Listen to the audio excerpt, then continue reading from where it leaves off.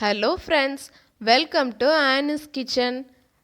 இன்னைக்கு நம்ம கிச்சனில் சுக்கு மல்லி காஃபி எப்படி போடுறதுன்னு பார்க்கலாம் ஃப்ரெண்ட்ஸ். கொஞ்சமாக தூதுவளை இலை எடுத்து வச்சுருக்கிறேன். அது கூடவே ஒரு கையளவு துளசி இலை, கற்பூரவள்ளி இலை ஒரு 7-8 போல் எடுத்து வச்சுருக்கேன். அப்புறமா மல்லி கொஞ்சமாக எடுத்து வச்சுருக்கேன். அப்புறமா சுக்கு பொடிச்சு வச்சுருக்கேன். இந்த அளவு ஒரு துண்டு எடுத்துருக்கிறேன். அப்புறமா ஒரே ஒரு ஏலக்காய், அதையும் நச்சு வச்சுருக்கேன். அப்புறமா ஒரு 7-8 போல் மிளகு, அதையும் லைட்டாக நச்சு வச்சுருக்கேன். அப்புறம் கொஞ்சமாக வெல்லம் எடுத்துருக்கேன். உங்களோட இனிப்புக்கு தேவையான அளவு எடுத்துக்கோங்க. இப்போது ஸ்டவ் ஆன் பண்ணி ஒரு பாத்திரத்தில் 3 டம்ளர் தண்ணி வச்சுருக்கேன். இந்த தண்ணி லைட்டாக சூடானதுமே நம்ம எடுத்து வச்சுருக்கிற எல்லா பொருட்களையும் உள்ளே சேர்த்துடலாம். இப்போ தண்ணி சூடாயிட்டு ஃபஸ்ட்டு துளசி இலையை சேர்த்துக்கிடலாம்.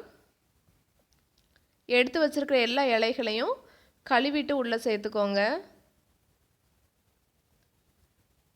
அப்புறமா தூதுவளை இலை, அதையும் உள்ளே சேர்த்தாச்சு. அப்புறம் கற்பூரவள்ளி இலை சேர்த்தாச்சு.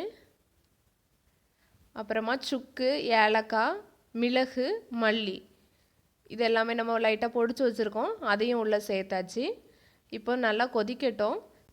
இப்போ கேஸை சிம்மில் வச்சுட்டு நம்ம எடுத்து வச்சுருக்கிற வெல்லத்தையும் இதில் சேர்த்துடலாம். நீங்கள் கருப்பட்டி சேர்த்துக்கிட்டாலும் ரொம்ப டேஸ்ட்டாக இருக்கும்.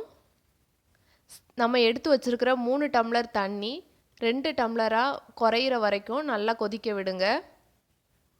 இது சளி, காய்ச்சல், இருமல் அதெல்லாம் இருக்கும்போது நீங்கள் டீ, காஃபி எதுவும் எடுத்துக்காமல் இந்த காஃபியை ட்ரை பண்ணி பாருங்கள்.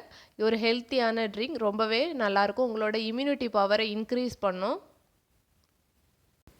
நீங்களும் இந்த ரெசிபியை உங்கள் வீட்டில் ட்ரை பண்ணி பாருங்கள். உங்களோட ஃபீட்பேக் அண்ட் கமெண்ட்ஸை எனக்கு தெரியப்படுத்துங்க. சேனலை சப்ஸ்கிரைப் பண்ணிக்கோங்க. அப்படியே கூட வர பெல் ஐக்கானையும் கிளிக் பண்ணிக்கோங்க. நல்லதே சாப்பிடுங்க, நலமாக இருங்க. தேங்க்ஸ் ஃபார் வாட்சிங்.